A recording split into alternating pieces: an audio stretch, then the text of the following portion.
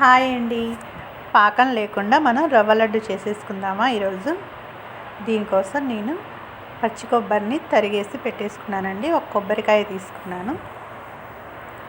బాణీలో నెయ్యి వేసుకోండి.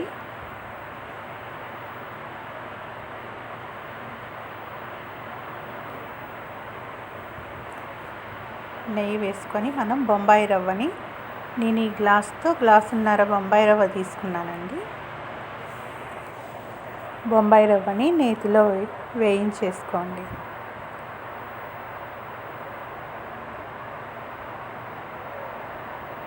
స్టవ్ సిమ్లో పెట్టేసి దోరగా వేయించండి.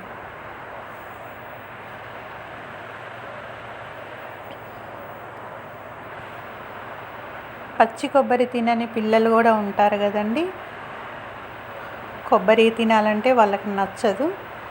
అలాంటప్పుడు ఈ విధంగా స్వీట్ లాగా చేసి పెట్టామనుకోండి, చాలా బాగుంటుంది, టేస్టీగా ఉంటుంది, తినేస్తారు వాళ్ళు ఈజీగా.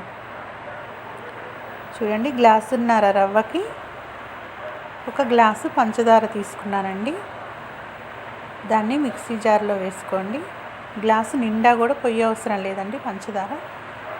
ఇందులో ఒక 7-8 యాలకులు వేసేసి మెత్తగా గ్రైండ్ చేసేసుకుందామండి. చూడండి, ఇలాగా మిక్సీ పట్టేసుకోండి పంచదారని.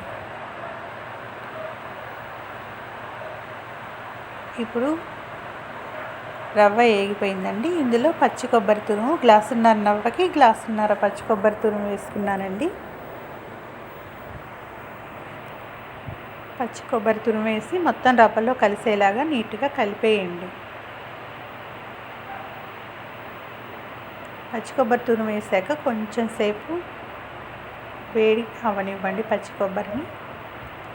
మరీ అతిగా కూడా వేయించాల్సిన అవసరం లేదండి, కొంచెం సేపు వేస్తే చాలు. ఆల్రెడీ రవ్వ వేడిగానే ఉంటుంది కాబట్టి ఈ వేడి కూడా కొబ్బరికి పట్టేస్తుందండి. చూడండి, ఇలా మొత్తం కలిసేలాగా కలిపేసి ఒక 3-4 నిమిషాలని అలా ఉంచేయండి. కలుపుతూ ఉండండి.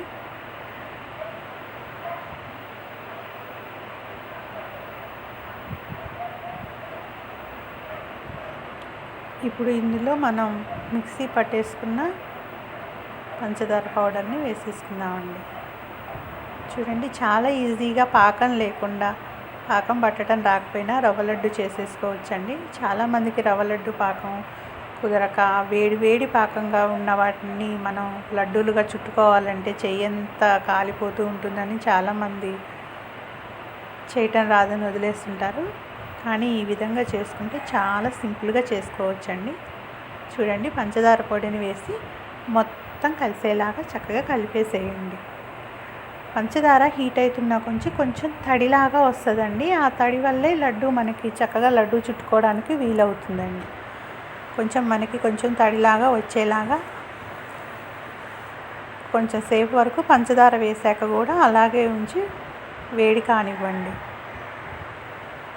చూడండి, పంచదార పొడి వేసేసి చక్కగా మొత్తం కలిపేసుకుందామండి.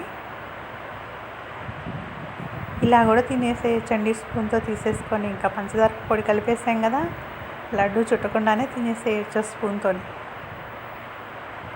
చాలా టేస్టీగా ఉంటుందండి.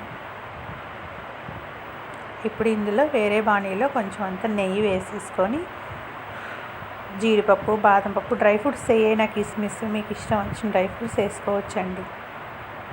నేనైతే బాదం పప్పు, కిస్మిస్ వేసేసానండి.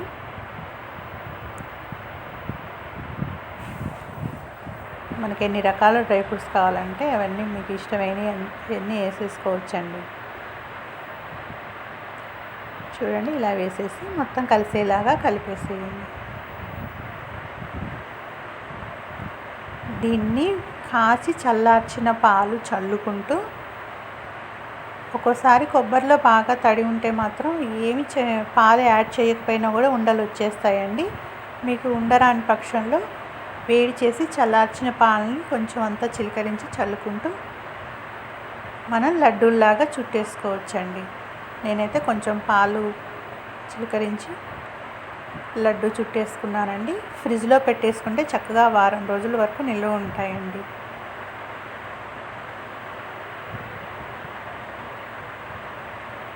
పచ్చి కొబ్బరి పాలు యాడ్ చేస్తున్నాం కదండి, అందుకని ఫ్రిడ్జ్లో పెట్టేసుకోండి. చూడండి చక్కగా లడ్డు వచ్చేసింది.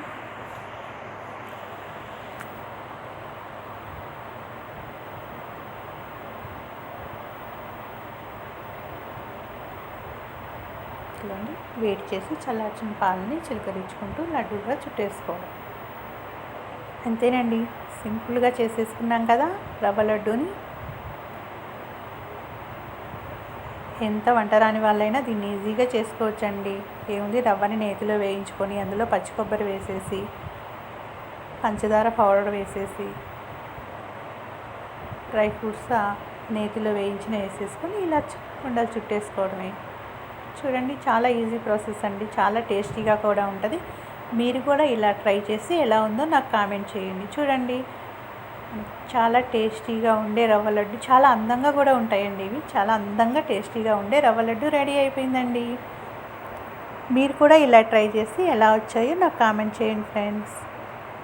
నా ఛానల్ కొత్తగా చూస్తున్న వాళ్ళైతే సబ్స్క్రైబ్ చేసుకోండి, లైక్ చేయండి, షేర్ చేయండి. చూడండి ఎంత సాఫ్ట్గా కూడా ఉంటాయండి, చాలా సాఫ్ట్గా ఉంటాయండి.